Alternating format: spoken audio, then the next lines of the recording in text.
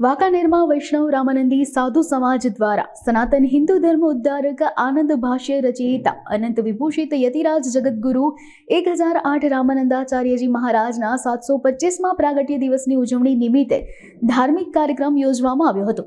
રઘુનાથજી મંદિર ખાતે મહંત ભરતદાસજી મહારાજના સાનિધ્યમાં ધાર્મિક કાર્યક્રમનું આયોજન કરવામાં આવ્યું હતું તેમજ પૂજન, થાળ, આરતી, પ્રાસંગિક ઉદ્બોધન પ્રસાદનું આયોજન કરાયું હતું। આ તકે સમસ્ત વૈષ્ણવ રામાનંદી સાધુ સમાજના પરિવારજનો હાજર રહ્યા હતા અને ધાર્મિક કાર્યક્રમની ભાવભેર ઉજવણી કરાઈ હતી।